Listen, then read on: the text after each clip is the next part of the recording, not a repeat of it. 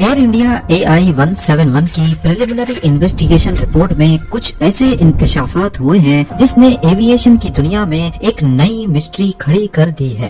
Crash से सिर्फ चंद seconds पहले दोनों इंजन्स के फ्यूल स्विचेस को रन पोजीशन से कट ऑफ पोजीशन में किसने किया था? जब फ्यूल कट ऑफ होने के बाद दोनों इंजन घुटने लगे तो एक पायलट ने पूछा कि फ्यूल कट ऑफ क्यों किया है, जिस पर दूसरे पायलट ने कहा कि मैंने नहीं किया। नाज़रीन, 12 जून 2025 की सुबह अहमदाबाद इंटरनेशनल एयरपोर्ट पर एक रूटीन का दिन था। हवा में हल्की सी गर्मी और आसमान बिल्कुल साफ था। कुछ जहाज टर्मिनल पे खड़े पैसेंजर्स को ऑन बोर्ड कर रहे थे तो कुछ टैक्सी के फेज में थे, जबकि रनवे पर हर 5 मिनट में कोई जहाज लैंड या टेक ऑफ कर रहा था। ये जहाज आज के दिन ही 2 घंटे पहले दिल्ली से अहमदाबाद आया था और अब ये अहमदाबाद से लंदन जाने के लिए बिल्कुल तैयार था। कोई नहीं जानता था कि चंद लम्हों के बाद ये ड्रीम लाइनर दुनिया भर में हेडलाइंस और एविएशन की दुनिया में एक मिस्ट्री छोड़ने वाला है। कॉकपिट में 56 इयर्स के कैप्टन सुमित सबरवाल मौजूद थे, जिनका टोटल फ्लाइंग एक्सपीरियंस 15,600 घंटे बताया जा रहा है, जिसमें से 8,200 घंटे उन्होंने इसी बोइंग 787 पर हासिल किया। जबकि को पायलट, जिन्हें फर्स्ट ऑफिसर भी कहा जाता है, 32 इयर्स के क्लाइव कुंदर थे, जिनका टोटल एक्सपीरियंस 3400 आवर्स फ्लाई कर चुके थे। रिपोर्ट में बताया गया है कि दोनों पायलट्स ने फ्लाइट से करीब 1.5 घंटे पहले ब्रेथ एनालाइजर टेस्ट पास किया और फ्लाइट के लिए बिल्कुल परफेक्ट पाए गए। पिछली फ्लाइट में एक छोटा सा टेक्निकल इशू आया था, जिसे एयरक्राफ्ट मेंटेनेंस इंजीनियर ने ट्रबल शूटिंग करके क्लियर कर दिया। अब ये जहाज अपनी अगली परवाज के लिए बिल्कुल तैयार था। फ्लाइट AI-171 में टोटल 230 पैसेंजर्स थे। इन्वेस्टिगेशन रिपोर्ट में लिखा गया है कि जहाज में 54,200 kg का फ्यूल भरा गया और इसका टेक ऑफ वेट 2,13,400 kg था, जो बोइंग 787 के लिहाज से बिल्कुल नॉर्मल रेंज में आता है। टेक ऑफ की परमिशन मिलने के बाद 1:37 PM और 37 सेकंड्स पर पायलट ने थ्रस्ट लेवर ऊपर करके स्पीड अप होना शुरू किया। याद रहे कि इस फ्लाइट में टेक ऑफ को पायलट क्लाइव कुंदर कर रहे थे, जबकि कैप्टन सुमित का रोल सिर्फ मॉनिटरिंग करने का था। एयरक्राफ्ट ने 1:38 PM और 33 सेकंड्स पर V1 स्पीड हासिल कर ली। 2 सेकंड्स के बाद VR की स्पीड भी हासिल हो गई, जो 155 नॉट्स होती है, और फिर 1:38 PM और 39 सेकंड्स पर एयरक्राफ्ट ने टेक ऑफ कर लिया।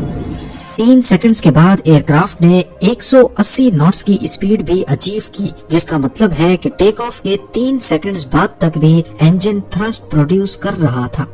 एनहांस्ड एयरक्राफ्ट फ्लाइट रिकॉर्डर की मदद से मालूम पड़ा कि इसके फौरन बाद इंजन 1 और इंजन 2 के फ्यूल कट ऑफ स्विचेस एक के बाद एक सिर्फ 1 सेकंड के वक्फे से रन पोजीशन से कट ऑफ पोजीशन में तब्दील हो गए। इंजन की फ्यूल सप्लाई अब कट गई और उनकी N1 और N2 वैल्यूज तेजी से गिरने लगी। कॉकपिट वॉइस रिकॉर्डर, जिसमें कॉकपिट की तमाम आवाजें रिकॉर्ड होती है, उसमें सुना गया कि ठीक इसी पॉइंट पर एक पायलट कहता है कि तुमने फ्यूल स्विच क्यों कट किया है, और अगले ने बोला कि मैंने नहीं किया। इन्वेस्टिगेशन टीम को अभी तक ये नहीं पता चला कि किस पायलट ने ये सवाल किया था और किस पायलट ने जवाब दिया। सीसीटीवी फुटेज में भी लिफ्ट ऑफ के फौरन बाद ही रैम एयर टरबाइन डिप्लॉय होता दिखाई दिया, जिसे शॉर्ट में रैट भी कहते हैं। ये एक इमरजेंसी पावर सोर्स होता है जो इंजन बंद होने पर ऑटोमेटिकली डिप्लॉय हो जाता है। ये पावर जहाज के मेन इलेक्ट्रिकल सिस्टम को चलाने के काम आता है। रैट का डिप्लॉय होना इस बात की निशानी है कि जहाज में कुछ न कुछ अनयूजुअल जरूर हुआ था। फुटेज में भी देखा गया कि जहाज अपना एल्टीट्यूड तेजी से खो रहा है और EAFR डेटा से भी ये बात साबित होती है। 1:39 PM और 5 सेकंड्स पे ATC की रिकॉर्डिंग्स में मेडे का डिस्ट्रेस सिग्नल रिकॉर्ड हुआ।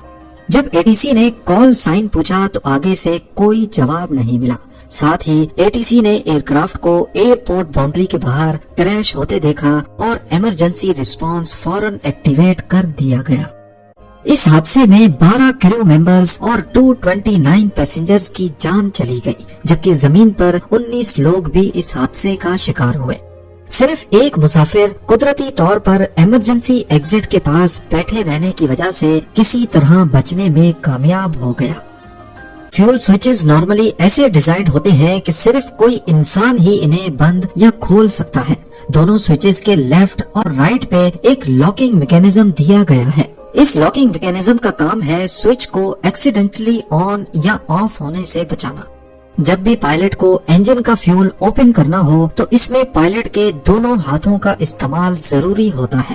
ایک ہاتھ سے لاک کو پش کیا جاتا ہے اور دوسرے ہاتھ سے سوئچ کو پل کر کے اوپر یا نیچے کیا جاتا ہے، اور یہی چیز سب سے حیران کن ہے کیونکہ ایک ہاتھ سے فیول سوئچ چاہ کر بھی کوئی آن یا آف نہیں کر سکتا۔ اب اگر تو سوئچ پائلٹ نے بند نہیں کیے جیسا کہ کاکپٹ وائس ریکارڈر میں سنا گیا تو پھر کس نے کیے؟ انویسٹیگیشن رپورٹ کے مطابق انجن 1 کے لیے فیول کٹ آف اور دوبارہ سپلائی شروع ہونے کے بیچ تقریباً 10 سیکنڈز کا وقفہ تھا، اور انجن 2 کے لیے فیول کٹ آف اور دوبارہ سپلائی شروع ہونے کے بیچ تقریباً 14 سیکنڈز کا وقفہ تھا۔ اس بات کے ثبوت بھی ملے ہیں کہ دونوں انجنز واپس سے تھرسٹ پروڈیوس کرنے ہی لگے تھے، لیکن اسی وقت کریش ہو گیا۔